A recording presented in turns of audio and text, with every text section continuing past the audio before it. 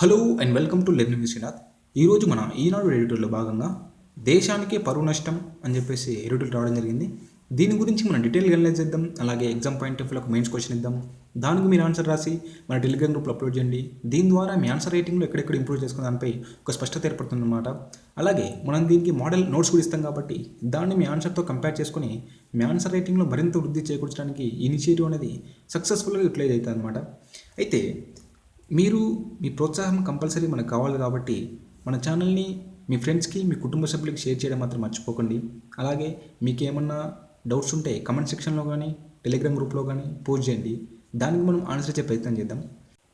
ఈ ఎడిటోరియల్లో మన రైటర్ ఏం చెప్తున్నాడంటే 2018లో కేంద్ర మంత్రి అయినటువంటి ఎంజే అక్బర్పై ప్రియారమణి మీటూ మూమెంట్లో భాగంగా తను లైంగికంగా వేయించారని చెప్పి చెప్పిందనమాట. దీంతో ఎంజే అక్బర్ ఏం చేసిందంటే ప్రియారమణిపై పరువు నష్టం దావా వేసిందనమాట.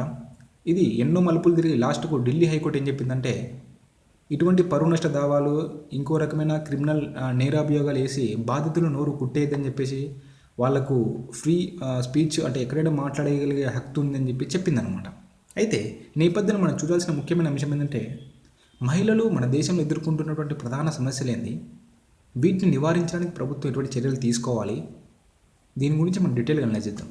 మొదటగా మన దేశంలో మహిళలు ఎదుర్కొంటున్న ప్రధాన సమస్యలు చేద్దాం. మహిళలు బాల్యం నుంచే ఒక రకంగా ఆంక్షల మధ్య జీవితాన్ని నడుపుతున్నారని చెప్పేసి చెప్పుకోవచ్చు. ఎందుకంటే వాళ్ళకు సరి అయిన వస్తువులు వాళ్ళకు కల్పించలేకపోతుంది ప్రభుత్వము, కుటుంబాలు కూడా. ఎందుకంటే ఒక కుటుంబంలో ఒక అబ్బాయి అమ్మాయి ఉన్నట్లయితే అబ్బాయిని మంచి వసతులు కలిగినటువంటి పాఠశాలల్లో మంచి వసతులు కలిగినటువంటి వివిధ రకాల మౌలిక సదుపాయాలతో వాళ్ళకు అన్ని రకాలుగా ముందుంటే అమ్మాయిలకు మాత్రం అటువంటి సౌకర్యాలు లేక వాళ్ళ జీవితాన్ని ఇంకా నాశనం చేసే విధంగా కొన్ని రాష్ట్రాలు ముందుంటున్నాయని చెప్పేసి మనం చెప్పుకోవచ్చు. ఉదాహరణకు ఉత్తరప్రదేశ్ ఉన్నదని చెప్పుకోవచ్చు. ఎందుకంటే బాల్య వివాహాల్లో అత్యధికంగా జరుగుతున్న ఉత్తరప్రదేశ్లోనే వాళ్ళ జీవితాల యొక్క ఆశల్ని గాలికి వదిలేసి బాల్య వివాహాలకు తెగబడుతూ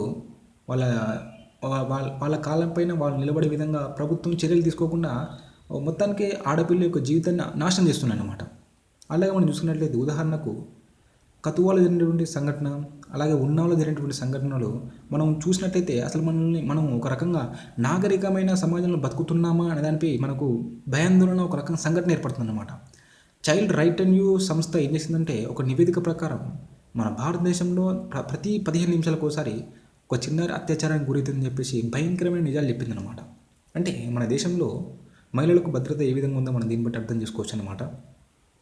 అలాగే మనం చూస్తున్నట్లయితే పని ప్రదేశాల్లో కూడా వాళ్ళకు పర్ఫెక్ట్గా భద్రత లేదనమాట. అభద్రత జీవితంతో వాళ్ళు బతుకుతున్నారు మహిళలు అని చెప్పి చెప్పుకోవచ్చు. ఎందుకంటే అక్కడ లైంగిక వేధింపులు విపరీతంగా పెరిగిపోతున్నాయి అన్నమాట.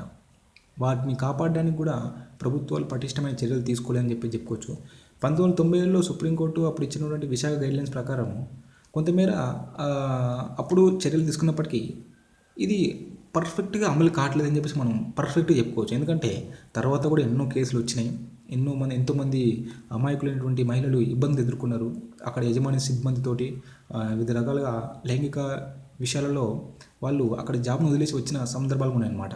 అంటే దీన్ని బట్టి మనం చూసుకోవచ్చు మన ఆర్థిక వ్యవస్థకు పెద్ద గండి పడుతుంది. ఏ విధంగా అంటే మహిళలకు పర్ఫెక్ట్గా రక్షణ లేకపోవడంతో వాళ్లకు నచ్చిన ఉద్యోగం అయినప్పటికీ వివిధ రకాల ఇబ్బందుల కారణంగా అంటే లైంగిక వేధింపులు ఇంకా పరమైన ఇబ్బందుల కారణంగా వాళ్ళు అక్కడి నుంచి వదిలి వస్తున్నారనమాట.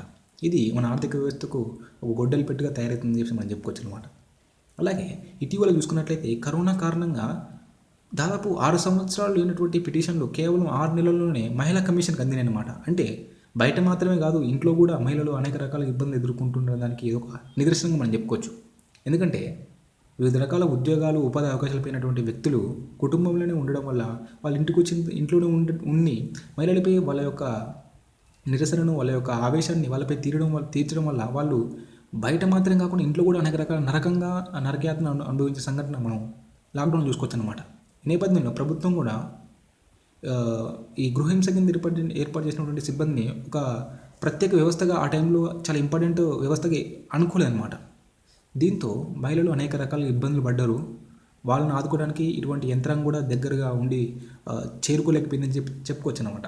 దీంతో చాలా వరకు ఈ లాక్డౌన్ కాలంలోనే విడాకులు చాలా వరకు ఏర్పడినాయి, మనస్పర్ధలు చాలా వరకు మన మహిళల ఆత్మహత్యలు పెరిగినాయని మనం చెప్పుకోవచ్చు అనమాట. అట్లా చూసుకున్నట్లయితే మహిళలపై వరకట్న వేధింపులు విపరీతంగా పెరిగిపోయినాయని చెప్పేసి మనం చెప్పుకోవచ్చు.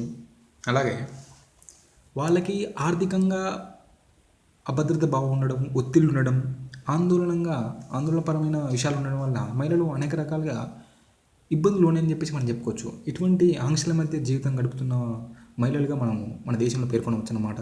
అయితే ఇంకొక రకంగా చూసుకున్నట్టయితే ఇవన్నీ ఇబ్బందులు దాటుకొని ఏదైనా కంప్లైంట్ చేయడానికి వెళ్దాం అనుకుంటే పోలీస్ స్టేషన్లో కూడా మహిళలు అంటే పురుషాధిపత్యంగా లేనటువంటి పోలీసులు ఉండడం వల్ల వాళ్ళు పర్ఫెక్ట్ చెప్పుకోలేకపోతున్నారు. చెప్పుకోవాలనుకుంటున్నప్పుడు కానీ ఆడికి వచ్చిన తర్వాతకి వాళ్ళు వేసే క్వశ్చన్స్ ఈ ఇబ్బందుల కంటే మరింత ఇబ్బంది తెచ్చే విధంగా ఉండడంతో వాళ్ళు ఎందుకులే అని చెప్పేసి అప్పటిక నోరు మూసుకుని ఇంట్లో ఉండాల్సిన పరిస్థితి మన దేశంలో ఏర్పడుతుందని చెప్పేసి మనం చెప్పుకోవచ్చు. ఇది మన దేశంలో మహిళలు ప్రధానంగా ఎదుర్కొంటున్న సమస్యగా మనం చెప్పుకోవచ్చు.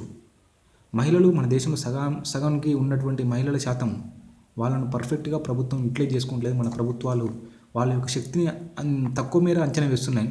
దీంతో మన దేశం ఆర్థికంగా చితికిపోతుందని చెప్పేసి మనం చెప్పుకోవచ్చు అనమాట. ఎందుకంటే దాదాపు 60% మంది మహిళలు కేవలం ఇంటి పట్టునే ఉంటూ గృహ సంబంధంగా అంటే హౌస్ వైఫ్గానే ఉంటూ వాళ్ళ యొక్క మేధాశక్తిని వాళ్ళ యొక్క పొటెన్షియల్ ఎనర్జీని మొత్తము ఇంటి పనికి ఉపయోగిస్తున్నారు తప్ప దేశ అభివృద్ధి కోసం ఉపయోగించట్లేదు అని చెప్పేసి ఎకనామిక్ సర్వే కూడా చెప్పిందనమాట. ఇది మనం ఆందోళన చెందాల్సిన అంశంగా మనం చెప్పొచ్చు అనమాట. ఇటీవల ఒక సంఘటన చూసుకోవచ్చు. మధ్యప్రదేశ్లో ఏం జరిగిందంటే ఒక బ్యాంక్ మేనేజరు అంటే బ్యాంకులో ఉన్నటువంటి ఒక లేడీ తనపై ఆ బ్యాంకు సీనియర్ ఇట్లా లైంగిక వేధింపులు గురి చేస్తుందని చెప్పేసి ఫిర్యాదు చేస్తే దాంతో అక్కడ ఏం చేశారంటే ఆమెను బదిలీ చేశారనమాట.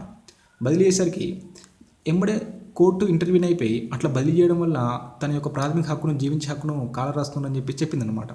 బదిలీ చేయడం వల్ల జరిగే ఇబ్బంది ఏంటంటే ఇప్పుడు మళ్ళీ అటువంటి సంఘటన ఇంకోసారి రిపీట్ అయిందనుకో తను అప్పుడు నోరు మెదపడానికి ఆస్కారం ఉండదన్నమాట. నోరు మెదిపితే కంపల్సరీ మళ్ళీ నన్ను బదిలీ చేస్తారు కాబట్టి ఎన్ని ఇబ్బందులు వచ్చినా నోరు మూసుకొని ఉందామని చెప్పేసి అనుకుంటుంది అనమాట. కాబట్టి ప్రభుత్వాలు ఇటువంటి చర్యలకు ఒడిగట్టకూడదు. కంపల్సరీగా మహిళల భద్రతకు పటిష్టమైన చర్యలు తీసుకోవాల్సిందిగా మనం చెప్పుకోవచ్చు అనమాట. ఇది మనకు నెగిటివ్ సైడ్ ఉన్నటువంటి మన భారతదేశంలో మహిళలు ఎదుర్కొంటున్న ప్రధాన సమస్యలు చెప్పుకోవచ్చు. ఈ నేపథ్యంలో ప్రభుత్వాలు తీసుకోవాల్సిన ప్రధానమైన చర్యల్లో భాగంగా మొదటిది పోలీస్ స్టేషన్లో మహిళల సంఖ్య ఎక్కువ పెంచాలన్నమాట. ఎందుకంటే దాదాపు సగం శాతం ఉన్నటువంటి మహిళల సంఖ్య పోలీస్ స్టేషన్లో చాలా తక్కువ మొత్తం ఉందన్నమాట. ఒకవేళ పోలీస్ స్టేషన్లో మహిళా పోలీసులు ఉంటే కంపల్సరీగా మహిళలు ఫీల్ ఫ్రీగా వాళ్ళకు తమకు జరిగినటువంటి ఇబ్బందులను సవాళ్ళను గురించి చెప్పుకోగలుగుతారు.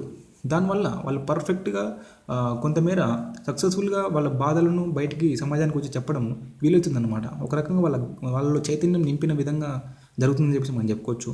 ఇది ఒక మేజర్గా మనం ప్రభుత్వం తీసుకోవాల్సిన చర్యగా మనం చెప్పుకోవచ్చు. అలాగే తల్లిదండ్రులు ఉన్నటువంటి వివిధ రకాల అనాలోచిత నిర్ణయాలకు ఫుల్ స్టాప్ పెట్టే విధంగా వాళ్ళలో ఒక రకంగా చైతన్యం తీసుకురావాలి. ఏ విధంగా అంటే ఇప్పటి పిల్లలే రేపటి పౌరులు కాబట్టి వాళ్ళ యొక్క ఎదుగుదలకు ప్రభుత్వాలు చర్యలు తీసుకోవాలి. అలాగే వాళ్ళ విద్యా అవకాశాలు పెంపొందించే విధంగా వాళ్ళకు వసతులు కల్పించడం, ఉపకార వేతనాలు కల్పించడం, చదువు మానిపించకుండా డ్రాప్అవుట్ తగ్గించకుండా ప్రభుత్వ చర్యలు తీసుకోవాలన్నమాట. అలాగే ప్రభుత్వ పాఠశాలల్లో మహిళల కోసం ప్రత్యేకమైన చర్యలు తీసుకోవాలి. వాళ్ళకు పౌష్టికాహారం అందించడం, ఇటువంటి చర్యలు చేయడం వల్ల ప్రభుత్వము కొంతమేర ఈ అసమానతను తగ్గించే అవకాశం ఉంటుంది అనమాట. ఇన్ఈక్వాలిటీని తగ్గించే అవకాశం ఉంటుంది కాబట్టి ప్రభుత్వాలు ఈ వైపు చర్యలు తీసుకోవచ్చని చెప్పేసి మనం చెప్పుకోవచ్చు. అలాగే ఇప్పుడు మనం చూసుకున్నట్లయితే కరోనా వంటి సంక్షోభం మళ్ళీ మున్ముందు ఇంకైనా సంక్షోభం ఏర్పడినప్పుడు మహిళలు గృహహింస ఎదుర్కోకుండా ఆ టైంలో గృహహింస చట్టం కింద ఏర్పడినట్టు సిబ్బంది వాళ్ళకు పటిష్టంగా సేవలు అందించే విధంగా వాళ్ళని అత్యవసరంగా ఉంచాలన్నమాట. అంటే గృహహింస చట్టం కింద సిబ్బందిని అత్యవసర విభాగంగా ఉంచి మహిళలకు చేదోడు అందించాలన్నమాట. లేకపోతే మహిళలు ఈ విధమైన ధోరణిలోకి వెళ్ళిపోయే ఛాన్స్ ఉందన్నమాట. కాబట్టి ఎక్కడైనా ఏ వేదికపైనైనా మహిళలు ఫ్రీగా మాట్లాడే విధంగా వాళ్ళకు హక్కును కల్పించే విధంగా ప్రభుత్వాలు ముందుండాలి తప్ప వాళ్ళ హక్కును కాలు రాసే విధంగా ఉండద్దని చెప్పేసి మనం చెప్పుకోవచ్చు. ఇది మనకు ఎడిటర్లు చాలా బాగా చెప్పిండు. ఇది మనకు ఎగ్జామ్ పాయింట్లో చాలా బాగుంటుంది, చాలా ఇంపార్టెంట్ కూడా. కాబట్టి ఈ ఎడిటర్లు చదవండి. దీనికి క్వశ్చన్ ఏ విధంగా వస్తే మనం చూద్దాం.